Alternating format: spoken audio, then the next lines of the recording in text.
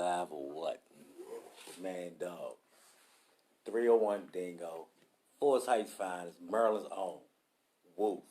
Motherfucker. We gonna keep it clean, man. You know, we ain't gonna go too hard on this day, man. Gangster humanitarian. Still. Got a lot of respect, you know. What's up, JR? I see you tuned in. You know, we out here doing big things, man. We keeping it rolling, you know. Out here, I'm about to put our, you know, successes and progression out, you know, in the atmosphere. Utilize this platform to inform people about, you know, things, industry things. You know, we out here.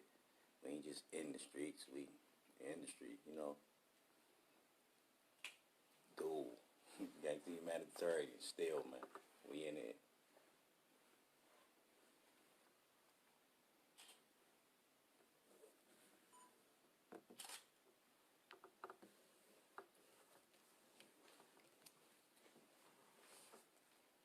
I'm looking. I got to represent mine. What we looking like?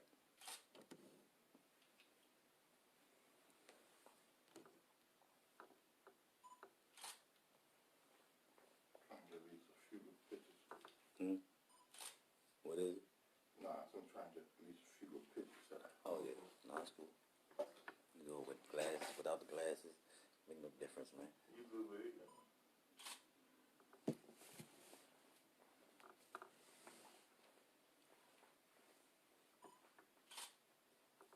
You know what it do. Force Heights for life, baby. We got the vote, man. They voted Facebook Live over Instagram. So we here, y'all. You know what I'm saying? Facebook, you want to toss up. So more people, y'all need to chime in, man. We in here like swimwear. 2020 is who? I don't know, but I'm in there. You did. You don't know whole rack of gimmicks and all that old bullshit. You know what I'm saying? It took us a little while, but we hit. You know what I'm saying? That's how power moves. Tried and true. Stabbed in the back is what gave me a wider view.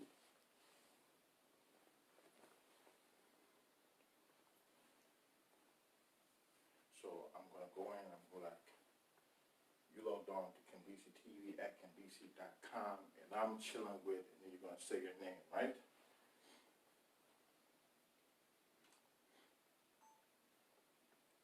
What up, y'all? You logged on to Kendisi TV at Kendisi.com and I'm chilling with Maryland's own, your man dog, at 301 Dingo, IG. Tell them what you do, man. My moniker is Gangster Humanitarian, man. I go by stage name, your man dog. I'm a recording artist, performing artist, songwriter, publisher. What is a gangster humanitarian? Gangster Humanitarian. It's not an oxymoron, for one, which is something my mother told me when I first, delivered that to her. But Gangster Humanitarian, man. I mean, I'm not perfect, man. I'm only human. I've branded myself that just through life. So basically, I got a heart. So that makes me a humanitarian, man. I care. But I'm also been bred, through the streets, solidified by G Code. So I consider myself gangster, man. I'm not a gangster, but I definitely studied through life, gangsterism, and that's where I came from, and that's what I am. So mix that with the humanitarianism. It's not a clash. It can be, a real thing, and that's what it is. And it's actually a trend. Watch it start. Now there's out there watching a lot of, good men, stand-up guys that's really about that G shit, but, got a heart. You know what I'm saying? They gonna profess this stuff, man. Zoom in. Where did your music career start? Career. Um, Career started when did I start doing music? All right, but like, give me like zooming in, like where you were at that time, where you said to yourself, you know what, I'm gonna do music. Okay. Um, Coming up, as an adolescent, I probably got introduced to hip hop and rap probably through like two pop albums, Strictly for My Niggas, Two Live Crew, single that had my brother sneaking by me from the pawn shop. As I was getting introduced to hip hop, I had my own selection, started wanting to hear my own sounds versus his Red Man and things that I came, stealing his cassettes to, you know, get into it. But that kind of sparked, the vibe of me wanting to add it with being articulate, articulate youth. I just wanted to not tell my story. I wanted to make music. So I say about 13, 14, 15, like teenage years, I consider myself savvy with the wordplay and trying to, trying things and, just saying things in ciphers and of my friends, just coming up with, slick stuff and consider music to us back then. And I went away for some time, came back a couple of years after youth camp, about 2 years. I think I was about 18 years old. And I just got serious with it. While I was gone, I took that time to, write more, really pay attention to songwriting and stuff like that. And I just learned something new. And I feel like when I came home, I was out of school after getting my GED while in youth camp. And I think that's where it all started, about 98. And that's where I became, your man dog versus B-Dog. My first name Baron, and, going with dog because I was a dog lover and bred dogs, pit bulls. So that's kind of where my friends came up with that B-Dog. So your man dog was born in 98. You remember the first rhyme you wrote, man? Like the first line, the first 6 lines that you wrote. Yeah, because I still listen to them. Let me hear them lines real quick. I really can't remember, man. But it's kind of fresh. I'll try. I gotta pick it up. I will come up with it though. No,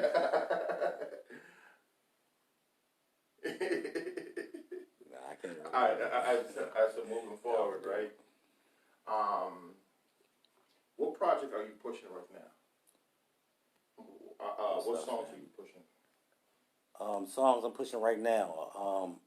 What's up, family? What's up, y'all? Roro, Crystal, Catherine. What's up, y'all? Trisha. Songs I'm pushing now. Right now, that's really that had been having a good run lately on all the major platforms. Has been Grind. I got a song titled Bad. It's for the females. More like salute to females' worth. Being a bad, which is good, whatever. But and a song called Bliss. Shout out to Love and Loyalty. Those three I've been pushing real hard last months. So you said that that you went away for a while, right? What do you mean by that? When I was younger, when I went to youth camp, that was a decision of the courts. I had gotten expelled from school like '97. That was a level B commitment. Is what they selected for me to go. Because I was disobedient at home, didn't follow directions, didn't go to school, went to school, got expelled. It was just that adolescent life. I think I was, a little more into it because of the streets. You know what I'm saying? Gravitated to the street. So I was a hardhead, man. While you were at camp, did you write? No. Yeah. Yeah, when I was in camp, yeah, I kind of learned how to write with that time because before that I hadn't really written. Like, I mean, like what you wrote, like That's a when I book, a half no, a book. no, I was writing just write, you know. It used to be scribbles in the notepad to freestyles. Then it turned into from that, you know, um, turned into just writing more proficiently as far as trying to make a song. So I learned kind of like what I thought was songwriting, which is what I know now. Eh, not much. All right, so you're at camp, um, you know, thinking, thoughts processing. Like, what are you thinking about at that moment regarding your career and where you want to go in life? Um, I wasn't thinking about anything but just getting home, man. That was my first commitment away from home. I think it was like 18 months, maybe something like that. And I think it was like a year. And I just wanted to get back home, man. I had successfully tested and passed my GED. I was behind in school 2 years, so I think I'm in 10th grade, but I'm like 17 years old. You know what I'm saying? It's not because of the academics. You know what I'm saying? So I, that's what I was. My focus was getting back to the street, stunting on the class that was graduating, which was my class. You know what I'm saying? So boom, I technically graduated before my class. So when I come home, they hadn't even graduated. They graduated the next summer. So yeah, I got straight back to it, man. I got a name, so people, wait and see me. I wanted that too. I wanted to get home, man. Um, when you got home, what was the process then? Because I'm trying to get to the point like where you're like, you know what, I'm going through this, but I have to change. I have to make a move. What was the move that you made that led to you being here with the music? Um, it was no change from that youth camp. I can tell you that. Other than just growing up mentally. You know what I'm saying? I grew up fast, man. 17, I was out there. I had about probably 3 cars by then, stuff like that. When I made a change to music, I kind of, like I said, when I got home, your man dog was born. Started doing more songs more sooner. I did a song, the first song probably I think called Associates, and uh, just started getting more feedback. It wasn't the usual freestyling. You slip up and you can't remember what you said. And, you know what I'm saying? See, that's how I became a writer because I got tired of freestyling, keep forgetting what I said, and I'm a thinker, so I wanted to do it the right way. And like I said, I really loved music before I got in the streets, so I wanted to do this on a real level. I understand freestyle. Okay, ooh, I can do that. I really couldn't even do it, so I started writing. So I just figured, man, I started getting feedback. All right, so basically, you really live in the life before you even started to really, say, you know what, I'm a focus on music. Seriously, you out there making money. Most You, definitely. you, About 20 years in, man. you hustling. You ain't really. It's not a necessity. It's not a need for you to enter the music business real quick because you already living the life that most people dreaming about. Let's talk about that. Like your first car, being young, and what that felt Um, like a young boss. My first car, man. My first car was at 1981 LTD. I think I was about, this is 1995. I'm probably like 15 years old, man. No, I was expelled from school. My clique then, we was considered junior mafia. Shout out to Ty Dog, rest in peace. Lord J, Tone Loc, man. Um, that was the clique, man. And shout out to Stunner too, man. That's how I wound up on this car. Tripped up on this car. Dude he was dealing with. You know, I'm riding with an older head. I'm probably like I said, I'm 15. This dude got to be like my brother age, 4 years older than me, so he's 5 years older than me. And you know, we consider this guy like, I know, he was an icon in the hood to the younger dudes. You know what I'm saying? My age, and I was riding with him. A dude he was discussing handling business with had a car in his backyard, and I asked him what he was doing with it. He said, "Oh man, that car for sale." And I was looking at a probably like a '75 LTD that was beside it. And it was probably like $600 he wanted for it. And I said, I ain't got that. I was out there doing my little thing, you know what I'm saying? From my little stealing to selling, catching sales, you know what I'm saying, at the liquor store and stuff like that, in between the big older heads that really didn't know he was hip to the game. And it was 81 LTD beside it. He said, "Man, I got this for sale, man." He said, "I only won like $150 for it." I said, "What?" And I said, "Man, I think I had like $225 in my pocket." And he was like, "It needs a power steering pump, but I got a used one in the trunk." I'm like, "All right, cool." I really ain't think nothing. I'm like, "Fuck that power steering pump. I need a car." So boom. And he wound up putting he put some paper tags on it for like $75. So I gave him everything I had. And boom. Here I come, first car. You know what I'm saying? Need the power steering pump. Always watch my father do his own brakes, tune ups on his little vehicle. So I was out of money, man. My mother always taught me, you know what I'm saying, gave us puzzles when I was young. I'm going to fix this. Ain't got no money. I got tools. What I'm going to do? I'm already a go-getter, a thinker. Let's try this. Slap it together, man. Pour that power steering fluid in there. Bam, we on the road, man. What neighborhood were you in at that time? Forest Heights. Forest Heights. Forest Heights? Yes, in Oxon Hill, Maryland. Section in Oxon Hill. What was life like in Oxon Um, Hill? At that time, because this is a new Oxon Hill that's there. Yeah, most with the MGM and all the other stuff. That's all new. Yeah. Back then, what was that like? Similar, more simple. You know what I'm saying?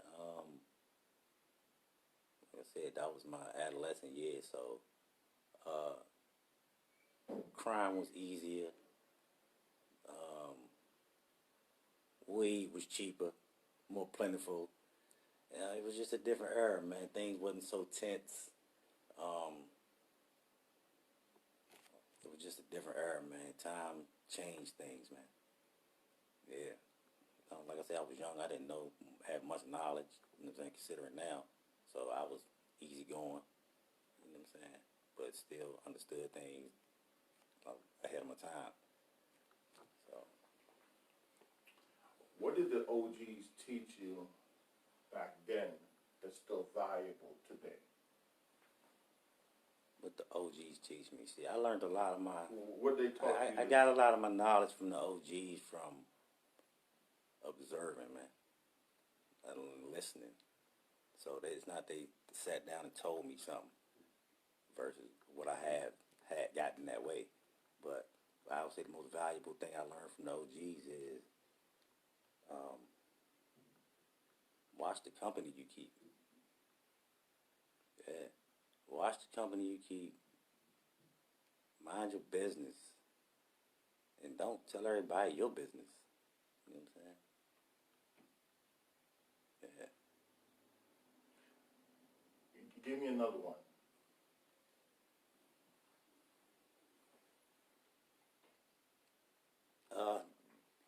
Be loyalty. That's a big one. And I learned when to be loyal, though. Yeah, loyalty is a big thing coming from the streets, man. But loyalty has been my biggest flaw in a way.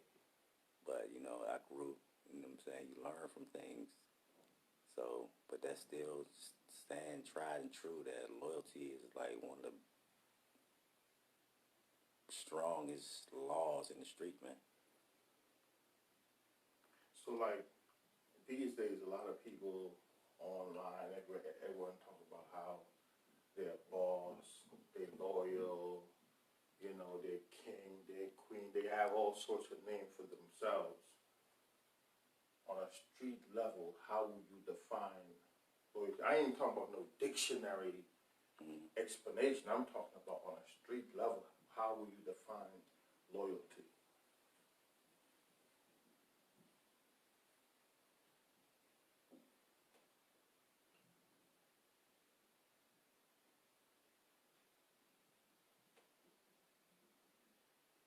Love, man. That don't bend, break, nor fold.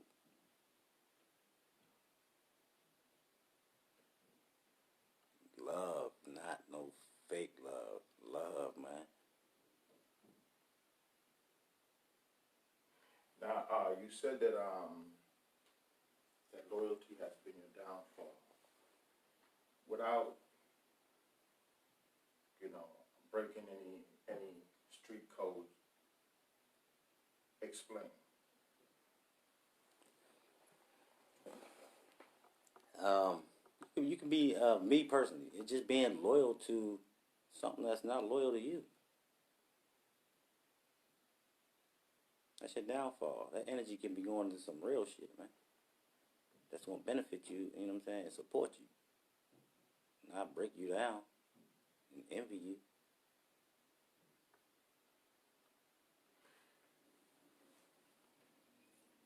From being in the streets, like, if you were to talk to a young person, like, what's something valuable that you would give to them as an entrepreneur, as a person who spend their time working in the streets? What valuable information would you give to them? Set goals. Be ambitious. Take constructive criticism. And be more ambitious.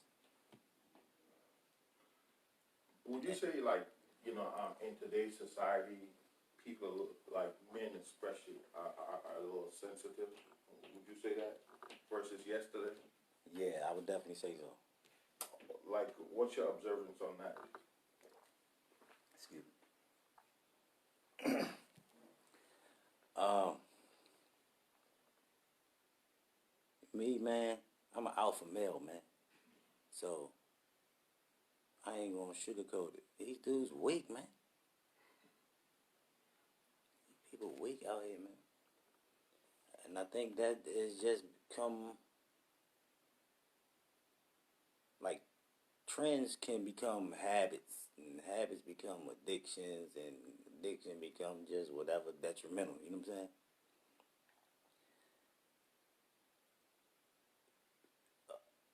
Being enabled, man. That's what make these dudes weak, man. And it's just like being spoiled or something. You know what I'm saying? Like, but spoiled in the sense where you don't take the initiative to not accept something and go out there and do it on your own. It's not a lot of that out here. But, you know what I'm saying? Shout out to my son, Dakota Bevins, Joe. You know what I'm saying? He out here working, man, 16 years old. You know what I'm saying? I salute him. That dude, he know. He got knowledge, man. He's striving. You know what I'm saying? Young individual, he has problems, but we all got him. I just wish more young men just, you know, had more ambition to reach their goals on their own and fall and get back up, try again, fall before they really cry, ask for a handout. You know what I'm saying? Name one of the times that you fell down and there was no one there to pick you up, but you had to get up and do something, or mentally stay right there. Like, I want you to give me like That's the story of my life, man. Ups and downs like a roller coaster, man. It's sad. You gotta get yourself together mentally, man. I was locked up in DC jail, right? This for like 2010 for a couple months or something. watching the show. I think Tyrese was on Ellen. He said he had a book, come out with a book or whatever. He said this book called Get Out Your Own Way. That shit stuck with me for life. Because guess what? Most of us claim and complain that somebody in our way. Man, they in my way. Nah. Mentally, you in your own damn way. Because how the hell would you allow them people to physically get in your way if mentally you got it all figured out to not let nothing stop you, man? You in your own way. And I've been there. I had to soak that in. Probably go sit in my cell by myself and evaluate myself, man. That's what we don't do. We get so much, not we, because what I'm about to say is, these people get so much praise for fuck shit and acting like a clown. They give up being real. Real, you can be real today and not be real tomorrow, man. Real is it's not a given. That's a talent. I mean, it's not. I'm not saying talent. Real ain't a given, man. That's a process. It's every day. It's a living, man. You know what I'm saying? Just like gangsterism. That's not something you just wake up and you put your clothes on. It ain't your clothes. It's a living before all that. It's a lifestyle. So these dudes, this lifestyle's not real, man. They just, I don't know. And I'm not talking about everybody because some people look like clowns, but they really ain't clowns. But they gonna get the, you know what I'm saying? They gonna get the slack. They, whatever. Right. So you're in your cell, right? And you're at that moment where you say, you know what? I gotta change. What did that for you? What was that slap? Keep missing my opportunities that I was involved in. Falling behind in music, losing my job because I keep getting locked up too many times. I know I'm losing money. You know what I'm saying? A lot of things, man. You just lose things when you get locked up. And one thing I learned, and I learned that on my last bit when I did 3 and some change on 5. Man, one thing I learned from sitting in the walls is, you know, they say prison is a correctional facility. And every man inside, every inmate inside is going to say, correct me how? Rebelliously, you know what I'm saying? Out of generally being naturally being a criminal, having a criminal mind. How am I being, how is this correcting me? You just put me in, not realizing that, man, if you stop walking around here partying and shit, thinking shit cool, hanging with everybody, doing this on the phone, really go in that cell and sit down and let them walls really fuck with you, and you'll realize the correctional facility shit. It is to correct, that facility is to correct you mentally so you don't want to come back in there, man. It fixes you. It's correct. You're supposed to correct yourself. It's not, we're not saying, we're going to throw you in here and it's going to correct you. It should, though. You know what I'm saying? So really, it's a self-correctional facility. Definitely. Because while you in them walls, closed in, by yourself, it forces you to think about what you're missing in society. If that's on your mind. Some people get in jail and kick back because they friends or like 20 of their friends over here and they getting free commissary because they the homie. Like, everybody they call putting time on the phone. Man, fuck that. I can't live like that, dog. I'm trying to get out here, go to work. I'm trying to do a side job. I'm trying to do this. I'm trying to chill with my son. I'm trying to talk to my daughter. You know what I'm saying? Man, I'm trying to do things, man. Would you say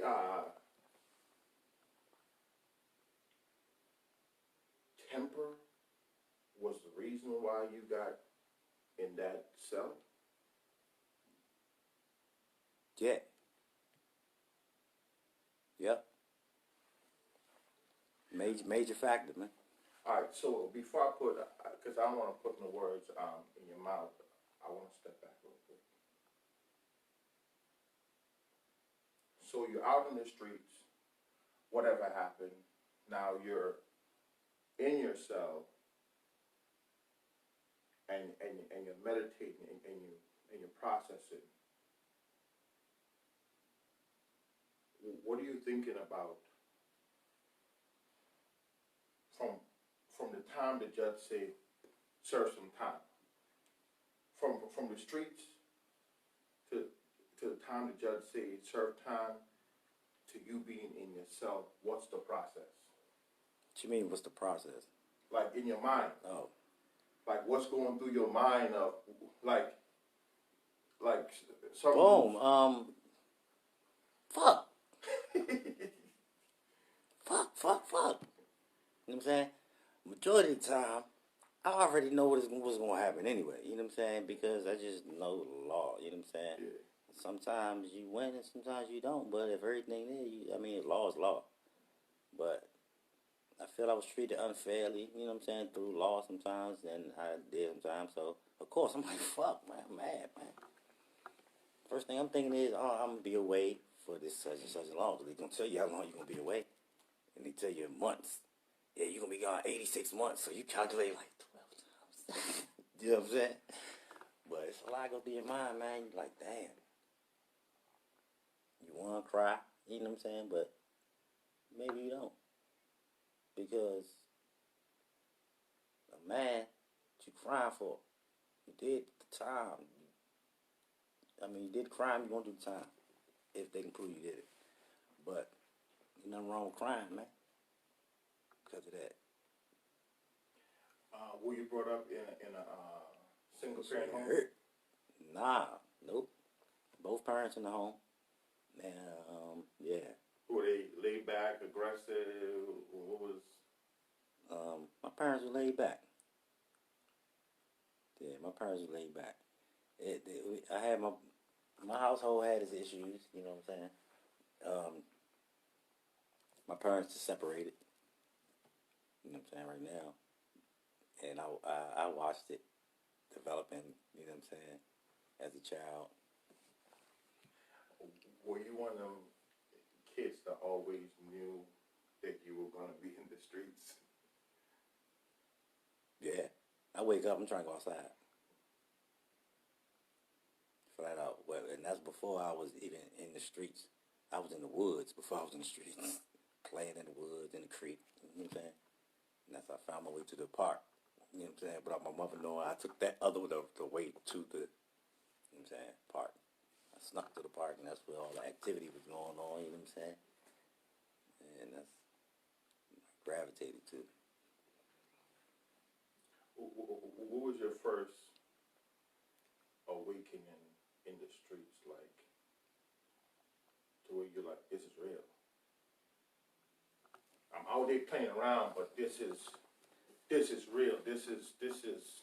My first awakening in the streets had to be when Yogi got killed. My man, cousin, he was older than us, you know what I'm saying?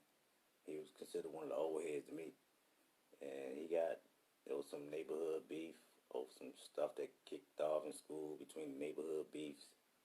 And, like, later on, the dude that Yogi beat up, seen him at the liquor store, and the dude pulled out a gun, you know what I'm saying? Yogi squared up on him, got to fighting him, and dude pulled out a gun and shot the man, Joe. You know what I'm saying? And that I think I was probably about 14 by the time.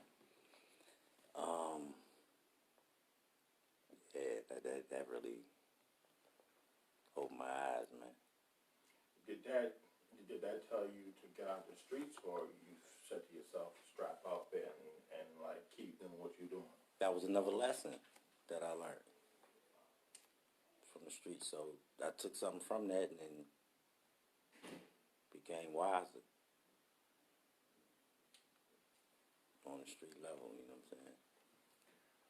So going back to music, what's one of the tracks that you feel that people could like really learn from? Learn what? Of life. Because like I feel like if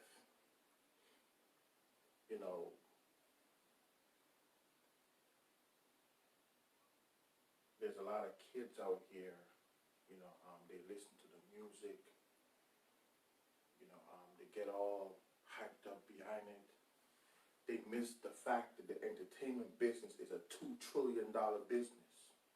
And that's been 5 years ago. So, no different from the guy who is in prison, who's not even taking that time seriously. He happy over food, right?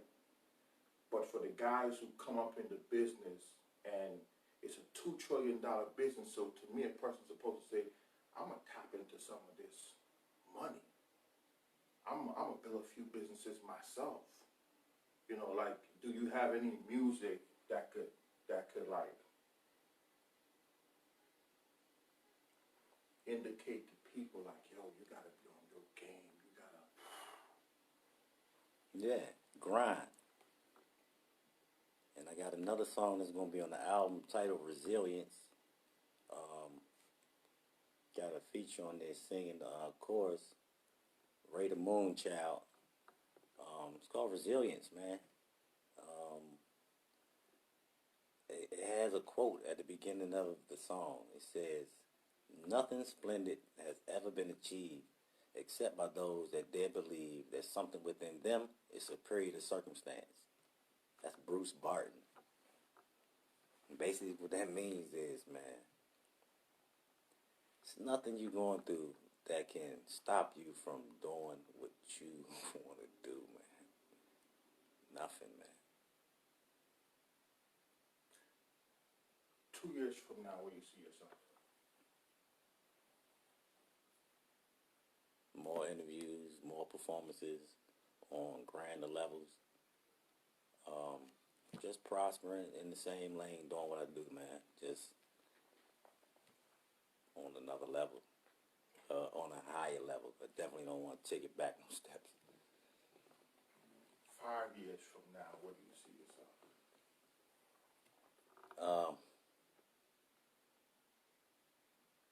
Same thing, man. Progressing more, still writing, still performing. Finding more time.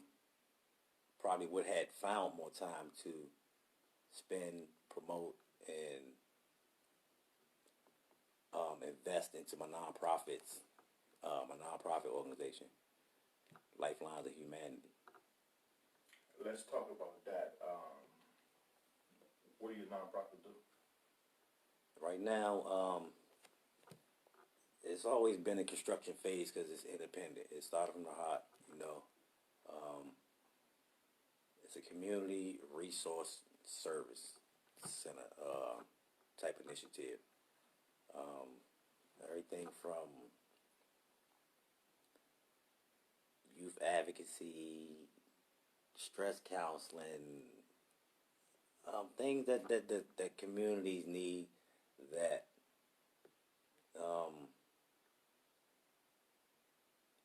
seem to be missing. You know what I'm saying? That have been detrimental, like stress counseling, financial literacy, the food and clothes pantries. Those type of initiatives are everywhere, but you know, I just feel like my brand, my name, where I come from, I want to contribute something to somebody from me. You know what I'm saying? So that's my contribution. You know what I'm saying? That's just where it starts. But I went out of pocket, done field trips for a couple of children in the neighborhood and brought them, taking food from a food pantry, distributed it to a family who was too ashamed to go there, taking clothes from food and clothes pantries, announced that it was available through me, and people were out giving it away, like stuff like that. But it seems to me that that a lot of the dudes who really been through something, they could easily navigate through communities, and the cats in the streets or kids who looking for guidance, they easily tune in and listen versus the guys who are doing real good in life, you know, they never got in trouble. Yeah. It seemed like if like the kids kind of tuned them out, but when someone went through like some real stuff, you know, been in prison, been in the streets, you know, have had real world experience, like the kids kind of tune in, Right. and like and really pay attention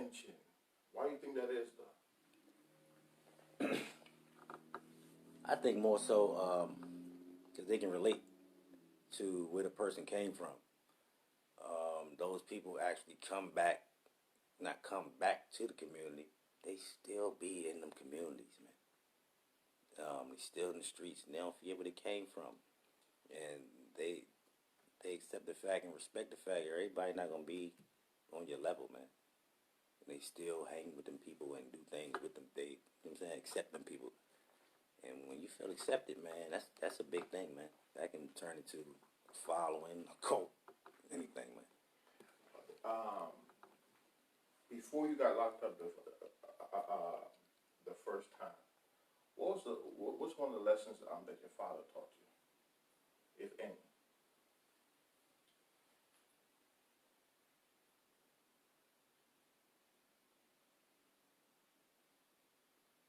Father didn't really teach me a lot of lessons physically.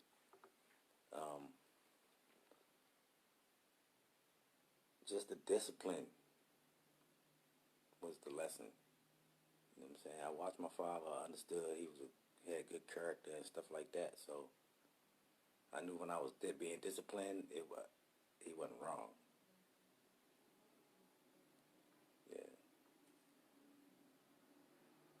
And when you did get locked up, was it still, did he say anything or he just kept cool?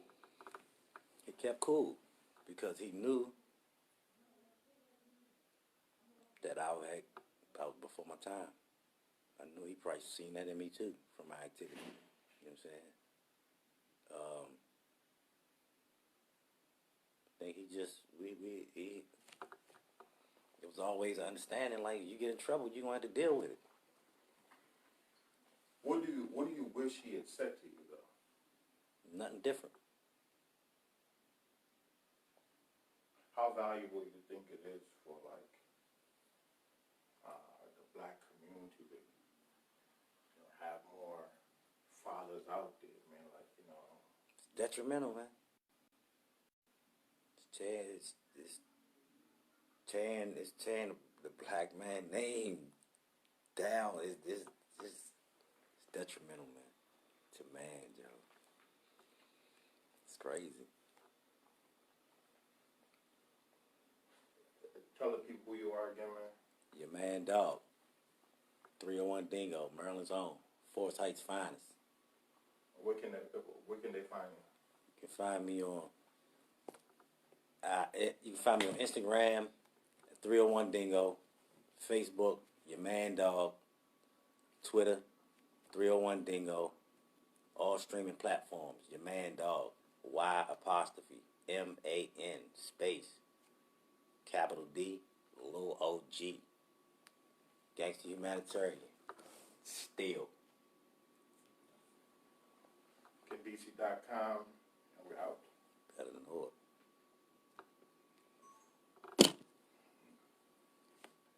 Appreciate y'all checking in with your man. Dog. Woof. Hey, everybody checked in. I love y'all, man. I know where my people at. We still rolling. We out.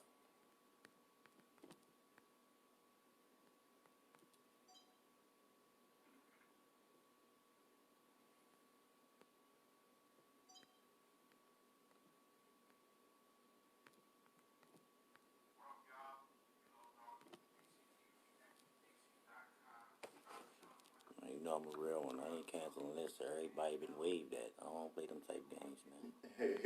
I love my people. At first I used to do it for myself.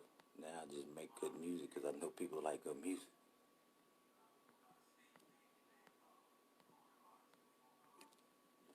Took somebody to say, why you don't sell this stuff? Like 15 years ago. Man, that stuff wasn't even ready to sell, but they was ready for that stuff, man. This stuff right now. I'm out.